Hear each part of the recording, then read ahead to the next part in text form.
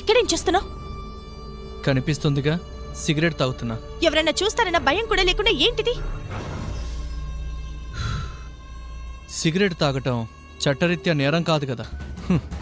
నాకు కాదు, మీకు తమాషాగా ఉంది. జైల్లో పెట్టినట్టు 100 రూల్స్, అది చేయకూడదు ఇది చేయకూడదు అని. మీ ఇద్దరి సెన్సిటివిటీస్ ఒప్పుకున్నాను కాబట్టి అనుభవిస్తున్నాను. ప్రశాంతంగా సిగరెట్ తాగడానికి లేదు, మందు తాగడానికి లేదు. ఇదేం బార్ కాదు. అవకాశం ఇస్తే నేను మారుస్తా. నువ్వు ఇలాంటి పిచ్చి పిచ్చి వేషాలు వేసావంటే మా గ్రాని మెడబట్టి బయటకు గెంటేస్తుంది. ముందు సిగరెట్ పడే.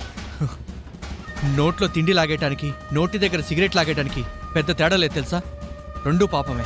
ఉంది కాబట్టేగా తాగే సిగరెట్ పారేసినా కామ్గా ఉన్నాను. ఓహో, ఏం మాట్లాడాలి అనే స్క్రిప్ట్ కూడా మీరే ఇస్తారా? ఇరిటేట్ చేయకుండా నేను అడిగిన దానికి సమాధానం చెప్పు. రామంతపూర్లో నీకు తెలిసిన వాళ్ళు ఎవరైనా ఉన్నారా? అది నా బర్త్ ప్లేస్ కదా, అక్కడ అనాథ శరణాలయం. మాటల్లో చెప్పాను. ఏ విశ్వ రామంతపూర్ వెళ్ళాడంట అంటే నీకోసమే వెళ్ళుంటాడు.